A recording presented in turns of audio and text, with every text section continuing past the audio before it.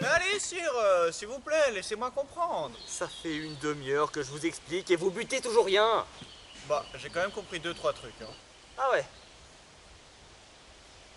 Allez-y. Alors, le concept, c'est de faire un haut non-initié sur Camelot. Eh oui. Mais oui, mais tout à fait. Mais qu'est-ce qui va pas du coup? Bah, il y a comme une incompétence.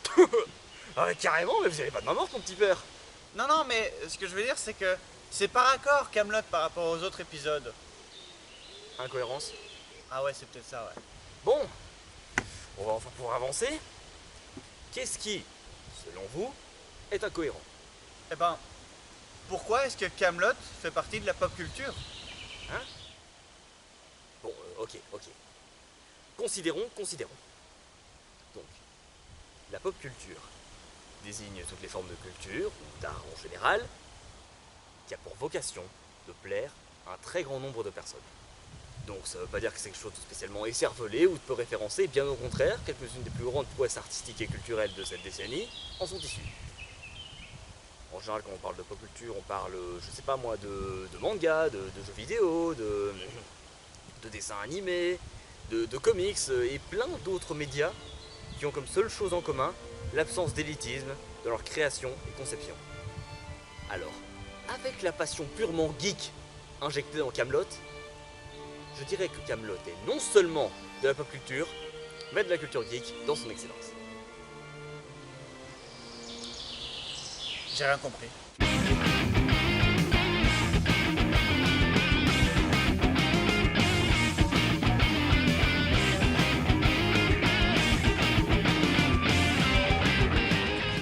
Camelot est une série de fantasy humoristique et dramatique française, dans laquelle on suit les aventures et surtout les mésaventures des chevaliers de la table ronde et du roi Arthur. Notre histoire commence sur la chaîne de télé française M6, dans les années 2000, et plus précisément alors que la série format court nommée Caméra Café s'achève, et qu'il lui faut donc un remplaçant de toute urgence. C'est là qu'un petit gars appelé Alexandre Astier débarque, avec un court-métrage à succès qu'il avait réalisé quelques années plus tôt, appelé Dies Irae, ainsi que quelques autres épisodes pilotes produits dans la même lignée. M6 est convaincu de A à Z, et lui donne le feu vert pour créer sur cette base une série format court. La plupart des acteurs reprennent leur rôle, les thèmes et l'écriture sont similaires, et surtout le titre est changé. Alexandre Astier voulait que la série porte le nom de la forteresse où se déroulent la plupart des épisodes, mais il décide d'en changer l'orthographe pour s'assurer que les gens le prononcent correctement, et d'y incruster ses initiales au passage. Ainsi naquit la première saison de Camelot. Là, c'est une table ronde pour que les chevaliers de Bretagne se réunissent autour. De toute façon, autant vous y faire, parce qu'à partir de maintenant, on va s'appeler les chevaliers de la table ronde. Les chevaliers de la table ronde? Encore une chance qu'on soit pas fait construire un buffet à vaisselle. Hein. Petite précision, les différentes saisons de Camelot sont appelées livres, livre 1, livre 2, etc. Mais pour une question de clarté et de compréhension, je vais continuer de les appeler saisons. Le succès fut au rendez-vous et justifia largement le budget qui était conséquent. Il ne fallut pas attendre longtemps avant qu'Astier puisse renouveler avec une saison 2, permettant de développer les personnages, l'univers, le ton et l'ambiance qu'il avait solidement pu installer dans la première saison.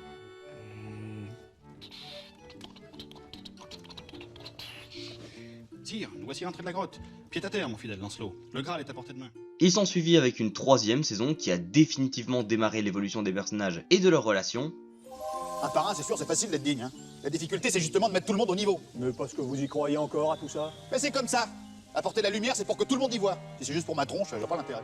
Et d'une quatrième qui continua sur cette lignée, mais en faisant également évoluer le ton de la série. Bah ouais, le gars a des buandes tellement conséquentes qu'il fait passer tout doucement sa série de l'humour au drame. Et les saisons 3 et 4 ont servi de transition. Moi je me suis dit que si c'est ici qu'on comprend des trucs, autant que j'essaye. Mais qu'est-ce que vous essayez de comprendre comme truc exactement? Le Graal? Ouais, le Graal par exemple, ou la table ronde, enfin ou n'importe quoi. Je pige jamais rien à rien. C'est pas les sujets qui manquent. Puisqu'à partir de la 5ème saison, le ton dramatique est définitivement assumé. Il a même été jusqu'à envoyer se faire foutre le format 3 minutes qu'on lui avait imposé à la base, rappelez-vous, remplaçant de Caméra Café, pour faire désormais 8 épisodes de 52 minutes environ. Je suis roi de Bretagne. J'ai pas de conseil à recevoir d'une clodo. Et rebelote pour la suivante, qui elle mettra en pause les intrigues principales pour faire une saison flashback, nous racontant comment Arthur est arrivé au pouvoir. Écoute-moi, bon sang, je mérite pas d'être chef. Non, on ne devient pas chef parce qu'on le mérite, en douille. On devient chef par un concours de circonstances, on le mérite après. Et après ça, nous sommes désormais en 2009, et Alexandre Astier sait exactement comment il veut finir sa série, sous la forme d'une trilogie diffusée au cinéma, Et là, les choses se compliquent. Effectivement, malgré le succès de la série, son prix, son ambition et sa légère baisse d'audience lors de la dernière saison font que les producteurs sont assez frileux vis-à-vis de ce projet. Les fans vont donc rester dans une zone d'ombre pendant près de 10 ans. Puis un jour est sorti de nulle part ce tweet. C'était confirmé, le premier film allait voir le jour et on avait la date. La date était de base le 14 octobre 2020, mais le film a été entre-temps avancé au 29 juillet, et puis reporté au 25 novembre. Alors, si on faisait un petit point sur la série jusqu'à maintenant.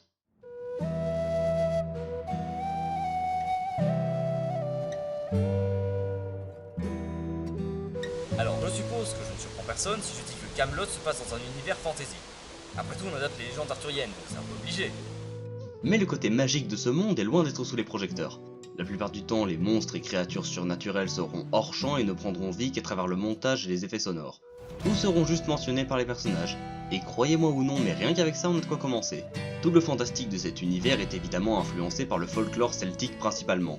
On y parle de l'Ankou, des druides, des sites sacrés à la Stonehenge et j'en passe. Mais on fait également plusieurs fois mention de la présence de dragons, d'hydres, d'ogres et de trolls, mais aussi de... Skaven ? Mais les Skaven ne sont issus d'aucun folklore. À moins qu'ils soient issus de donjons et dragons. Car oui, sachez-le, chers frères et sœurs geeks, Alexandre Astier est des nôtres. D'ailleurs, si vous êtes familier avec les univers des jeux de rôle sur table, il se pourrait que vous chopiez quelques références par-ci par-là. Entre plein d'autres références à la pop culture, bien sûr.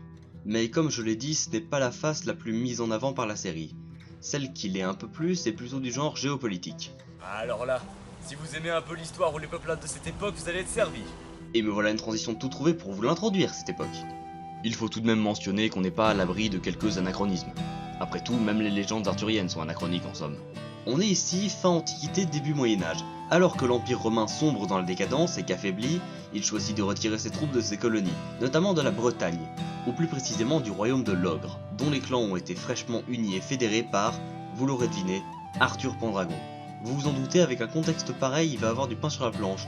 Entre les invasions régulières, les rébellions au sein du royaume, les traditions assez hardcore à réformer, très peu de gens éduqués ou scolarisés sans compter sur la montée en puissance du christianisme. Et tout ça en devant trouver le Graal, qui est la raison pour laquelle les chevaliers de la table ronde existent.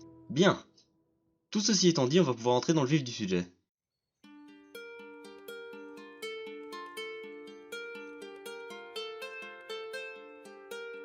Alors, certains personnages subissent une certaine évolution tout au long de la série. Ou alors un simple développement qui va beaucoup les complexifier. Il serait pas très judicieux de vous les spoiler.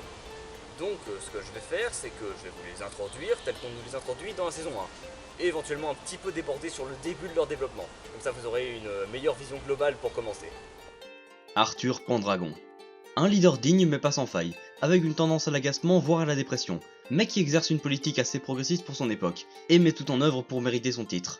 Ce qui n'empêchera pas sa patience d'être très souvent mise à rude épreuve. Moi, je fais tout ce que je peux pour mettre les gars au pas. La quête du Graal, le côté symbolique, la lumière, la salvation, tout ça, je crois que c'est bien rentré. Parce que c'était pas gagné quand même. Moi, les mecs tournent la table ronde, c'est pas des flèches, vous êtes au courant de ça. Perceval. THE comique de service de la série, et le personnage préféré d'énormément de fans. Perceval nous est introduit comme le con de service, toujours à côté de la plaque et inapte à comprendre ce qu'on attend de lui, mais qui en plus de très drôle deviendra très vite attendrissant, via son côté grand gamin et sa relation avec Arthur. D'autant plus qu'il dispose de quelques-unes des répliques les plus cultes de la série. Je vous disais que j'étais victime des colifichés et qu'il faudrait qu'on commence à me considérer en tant que tel. C'est pas clair, c'est ça? Non, mais je sens bien que vous essayez de me dire quelque chose, mais c'est de vous la phrase ou vous l'avez entendu ça? Caradoc, l'ultime compère de Perceval, avec qui il forme un duo comique invraisemblable. Bien que tendancieusement orgueilleux, Caradoc a un bon fond, même s'il est parfaitement stupide et incompétent. Mais surtout, le principal trait de personnalité de Caradoc, c'est son obsession pour la bouffe. Et j'ai pas dit intérêt, j'insiste sur le mot obsession. Vous pouvez être certain qu'il aura toujours un gigot ou un fromage caché quelque part dans sa tunique. La joie de vivre et le jambon. Y a pas 36 recettes du bonheur? Léo Dagan et Dame Célie. Alors ces deux-là, c'est des perles. Aussi soupolés que désagréables, ce sont les parents de la reine et donc les beaux-parents d'Arthur. Ceux qui va l'obliger à se lui coltiner à longueur de journée. Loin de la souplesse et du progressisme d'Arthur, Léo Dagan et Dame Célie sont clairement antipacifistes, sévères et sanguinaires. Et chaque fois qu'ils se prennent le bec avec plus ou moins n'importe qui, y compris entre eux, ça devient immédiatement mémorable tant ces deux-là ont de la répartie. Et un certain sens de la punchline. Non mais n'exagérez pas non plus, je vous demande quand même pas de manger des briques. Sans vouloir la ramener, la seule différence concrète avec des briques, c'est que vous appelez ça des tartes. Bohort, la petite nature de la table ronde sans équivoque. Du genre sensible, pacifiste et trouillard, Bort exaspérera un bon nombre de fois les autres chevaliers par sa légendaire couardise. Bort est cependant l'homme le plus avisé de la Terre quand il s'agit de s'échanger des courtoisies, ou de s'occuper des réceptions. Par contre, au combat, on oublie direct. Quoique... J'irai me coucher quand vous m'aurez juré qu'il n'y a dans cette forêt pas d'animal plus dangereux que le lapin adulte. Je jure, voilà, vous êtes content, je jure. Guenièvre. La reine de Camelot par mariage arrangé est l'une des plus grosses gourdasses du royaume de l'ogre, j'ai nommé la reine Guenièvre. Superstitieuse, inculte et naïve au possible, Guenièvre sortira peu à peu de son rôle de comic relief qu'Arthur utilisera comme faire-valoir, pour se développer et devenir assez attachante et attendrissante. Je suis désolée, j'ai été élevée comme ça. La foudre, c'est la colère divine, point. Merci, bonjour l'éducation. Lancelot, le bras droit officieux d'Arthur, et sans doute l'un des rares chevaliers à être digne de ce titre et efficace sur le terrain, mais qui n'est pas sans trahir par moments un certain orgueil, voire une certaine tendance à l'élitisme. Pour éviter tout spoil, je vais éviter de trop parler de ce personnage. Je me contenterai de dire que sur la liste des meilleures évolutions de personnages de la série, Lancelot se place très très haut. Et puis si votre but c'était de séduire les dames, fallait faire chevalier, c'est tout. Alors on a dit... Merlin. L'enchanteur officiel de Camelot, bien qu'il soit druide à la base. Les très nombreuses bourdes de Merlin desserviront très vite ses tout petits succès, et autant sa crédibilité à Camelot va beaucoup descendre, autant notre affection pour lui et ses maladresses parfois dignes d'un épisode des Looney Tunes ne fera que monter en puissance. J'accepte ton défi, Merlin. Énonce ton énigme. Qu'est-ce qui est petit et marron? Un marron. Putain, il est fort ce con. Alors je pourrais parler d'Yvain, de Gauvin, de la Dame du Lac, de Père Blaise. Mais la vidéo risque de s'éterniser, du coup on va passer à une partie potentiellement plus intéressante.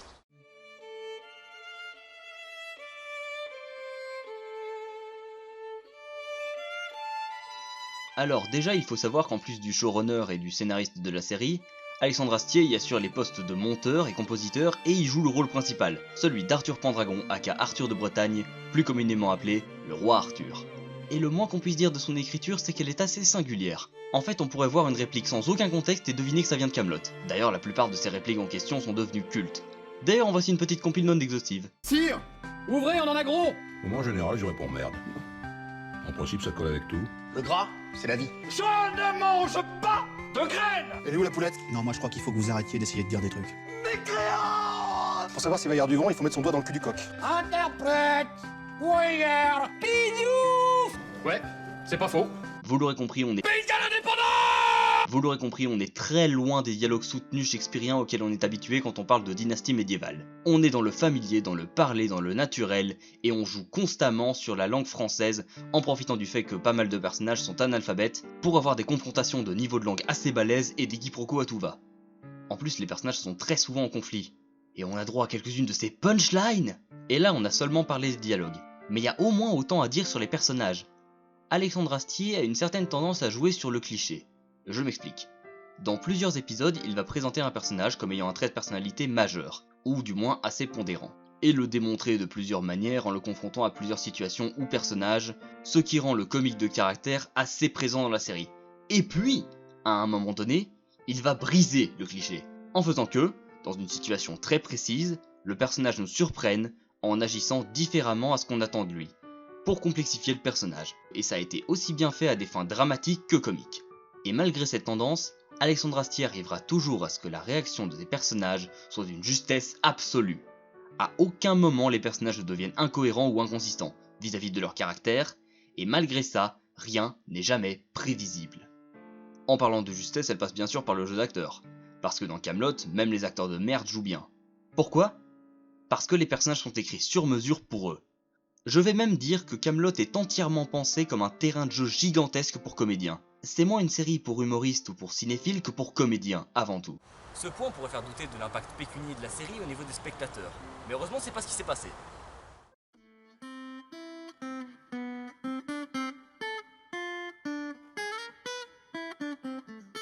Alors Camelot a été quelque chose de balèze, quelque chose qui a posé ses miches sur la table comme ça sans demander son avis. Plus de 5 millions de spectateurs, c'est pas rien. Et on se doute bien qu'en 10 ans d'attente, il s'est passé des trucs. Déjà la publication d'une série de BD écrite par Alexandre Astier lui-même, qui permettait de montrer un peu plus concrètement l'aspect fantasy dont je parlais tantôt. Il serait nécessaire aussi de parler de Camelot Résistance, un projet avorté supposé faire un débrief de la situation en Bretagne après les événements de la saison 6, qui a été recyclé en conférences et expositions. Alors, d'après certaines informations, le projet n'est pas abandonné pour autant, mais on ne sait pas sous quelle forme il sortira ni quand. Mais là, je vous ai parlé que des trucs qu'Alexandre Astier a fait lui-même. Parce que quand on a plus de 5 millions de spectateurs, il y a un petit truc qui voit le jour. Une fanbase.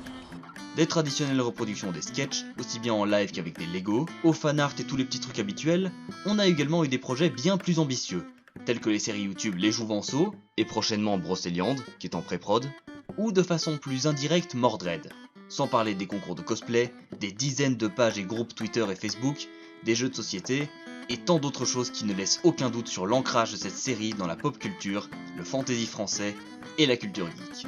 Tant d'efforts et de patience qui ont enfin mené à Kaamelott premier volet. Jusqu'à nouvel ordre, le film sort le 25 novembre. Et là je vais faire un truc que je fais pas d'habitude. Je vais vous dire, sans filtre, allez le voir. Il y a moyen de faire péter le cinéma français, voire européen, et ça serait d'une tristesse absolue qu'autant d'efforts ne soient pas dûment récompensés. Vous n'avez pas vu la série ? Aucun problème. Déjà parce que d'après Papa Astier, il ne sera pas nécessaire d'avoir vu la série pour comprendre le film, mais surtout, elle est régulièrement diffusée en France sur plusieurs chaînes de télé du groupe M6. Et si vous êtes dans un autre territoire francophone, pas de panique, c'est encore plus simple. Kaamelott y est disponible en intégralité sur YouTube, gratuitement. Donc, aucune excuse les petits potes.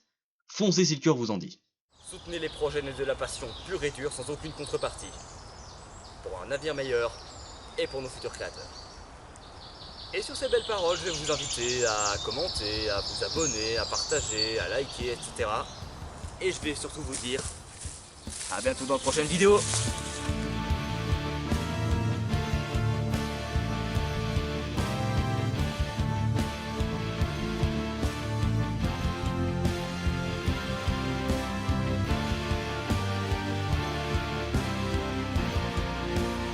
Non mais stop. On arrête tout. Je suis pas du tout sûr de moi pour la fin. Sérieux? Pourquoi? Bah je sais pas, vu comment ça a commencé, ça me paraît bizarre de finir comme ça. Au bled de mes vieux, on a une tradition quand on joue de la flûte. Il faut commencer et terminer le sonnet par la même note pour boucler la boucle ou un truc du style. Mais qu'est-ce que vous venez encore m'emmerder avec le bled de vos vieux? Mais alors, comment on va conclure? Je sais pas, mais faire un truc un peu référencé, je sais pas, ça serait le minimum pour moi, le minimum syndical quoi. Sinon, je peux toujours jouer de la flûte.